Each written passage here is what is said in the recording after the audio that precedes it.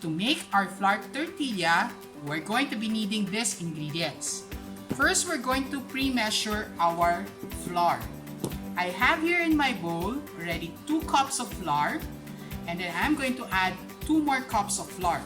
So remember, whenever we're measuring flour, scoop with your spoon, put it inside your measuring cup, and then sweep over it. That's my 3rd cup, and I need another cup. With this particular measure, you will be able to make 12 flour tortillas. Okay, so I have here 4 cups. Next, I'm going to be needing 1.5 teaspoons of salt. I'm just going to add it to my dry ingredients. And with my whisk, if in case you don't have a whisk, you can always use a fork. Okay, mix it up a bit. I cannot see it. Okay, here. I'm tilting it. Can you see it now? Okay, now you can see it. So I'm just mixing it a little bit so that I mix in the salt into the flour. Next, I make a well in the center. I set aside my whisk. I'm going to make a well in the center. You can wear your disposable gloves or make sure that your hands are clean. That means wash it, okay? The next thing that we're going to add is 1/4 cup of cooking oil or vegetable oil. Okay? I'm going to add it in the center. And then I also have here 1 2/3 cup of hot water. Not boiling water, just hot. So how do you know if it's already hot? You try to touch it here and you can still feel it's hot. Okay? I'm going to add it to my flour mixture a little at a time. Around half first. And then with my hand, I'm going to mix in some of the flour. Okay? So I'm making use of my hand like a wooden spoon or like a whisk. Now, I did not add in all of the water at the same time because sometimes you might add in too much water. Okay? And it would also depend on the weather. Like right now, okay, it's raining, right? Outside. That means there's a lot of moisture in our air, okay? And that can get into our flour. Okay? Can you see it now? I'm just kneading it. I feel that I need more water because my flour is still too dry. So I add another half of my water.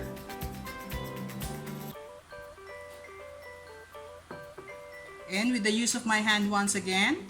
Even if I'm using hot water, I'm not using a very hot water that it would burn me. Okay? So also I'm using a surgical gloves. Okay?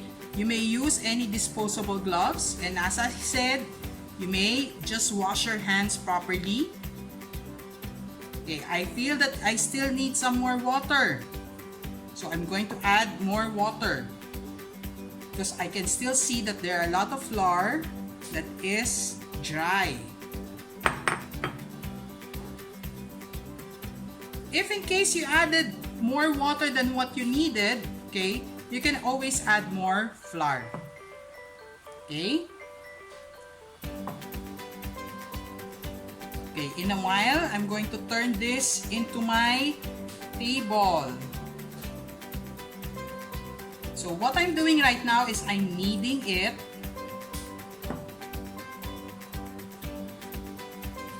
Okay. I'm going to turn this onto my counter and get out most of the flour from my bowl. And I'm going to start kneading. Kneading means trying to push it and mixing the flour. So, with my hand, turn it and then push it out. Quarter turn,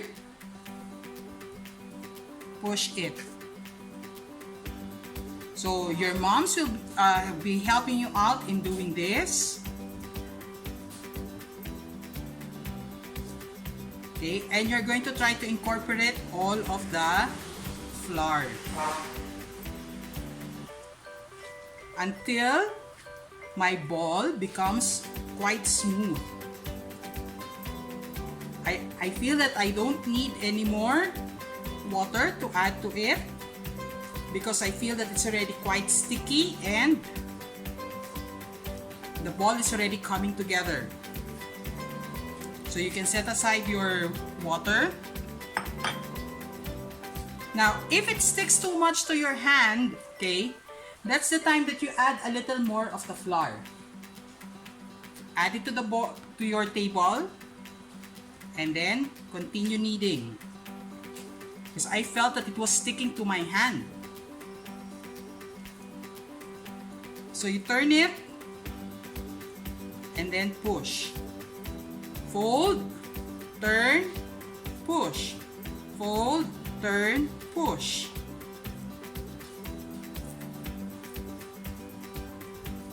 Okay, so I think my ball is a bit smooth already.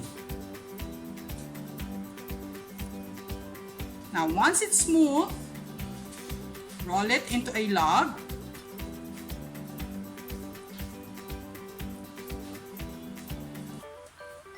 You always do this with your Play-Doh, right?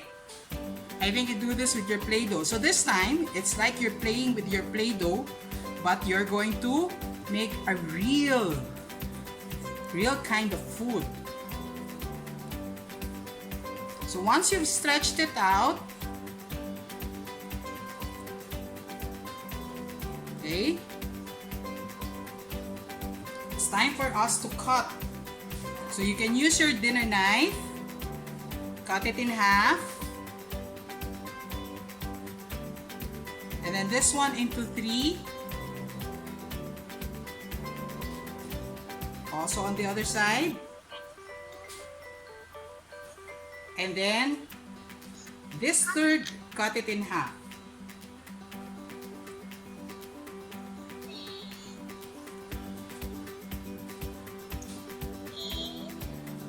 Okay, so you're making around 12 pieces. I think this one is too big. I'm going to get some.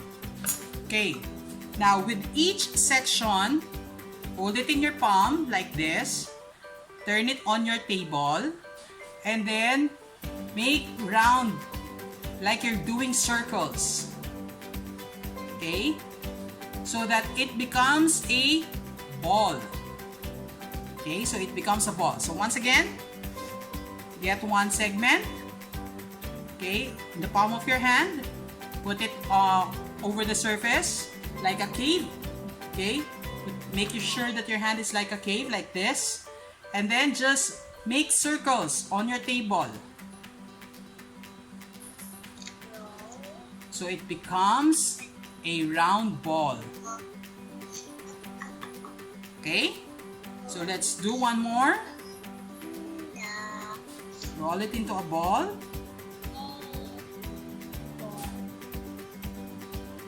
Okay, like so. Okay, so I have here prepared some balls. With these balls, you can return it to your bowl. Okay, return it to the bowl. And then let it rest for 15 minutes. That means do not touch it. Okay, so you just let it rest for around 15 minutes. Without touching it. Then after 15 minutes, it's going to look this way. Okay? There's a change in the color. Okay? One is very white, one became translucent or a bit yellow. Okay? So with this one, so let me set aside my dough. You call this a dough.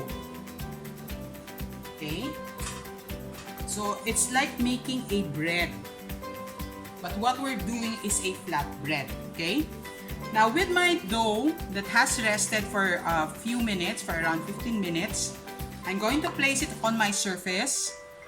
Get a little bit of flour.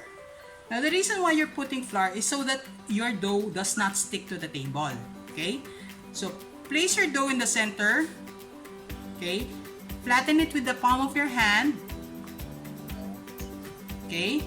And then, if you have a rolling pin at home, okay, use the rolling pin to roll it out into a disc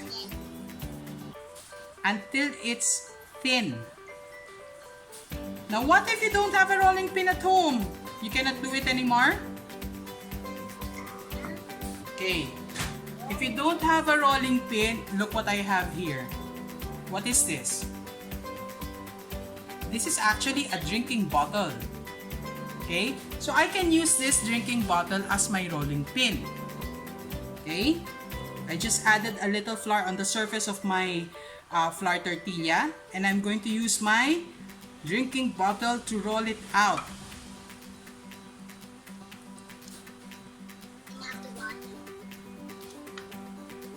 Okay? I'm going to roll it out into a circle as thinly as I can.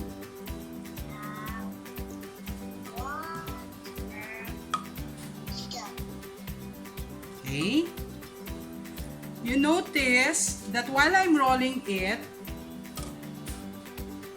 the flour tortilla maintains its shape like this, right? It's round.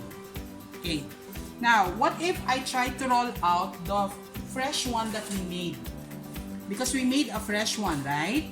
So, try to compare. If I try to roll out this one, the one that we just did, okay, you try to compare how I'm rolling it.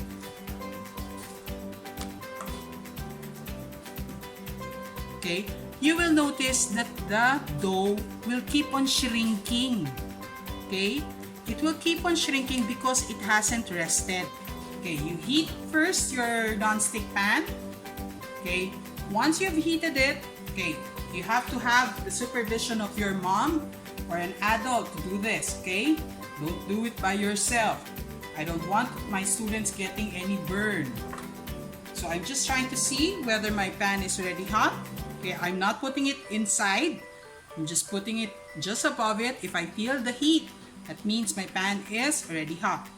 So with my flour tortilla, I'm going to put it at the center. Now, how do you know if the flour tortilla is already ready on one side? You have to cook it for at least 45 seconds up to 1 minute. Okay?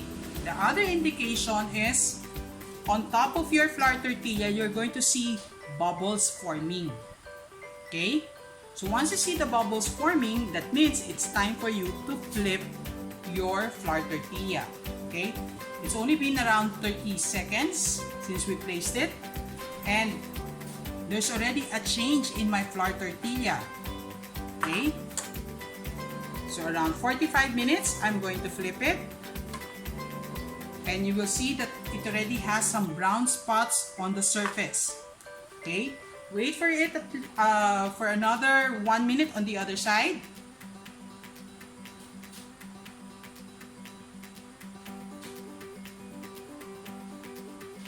Okay? So we're going to cook around 2 of this so that you can see clearly how it will look like after we cook it. So I flipped it once again for another 30 seconds. And after 30 seconds, we flipped it once more and wait for another 30 seconds. Okay? Then I will show you how it is supposed to look like after it's finished. Okay? Now I'm going to place this in a plate and cover it with a towel. Okay? You cover it with your kitchen towel so that it will remain puffed up. So, I have here some of my made flour tortilla with the wax paper in between. The wax paper will help it not stick to the other flour tortillas.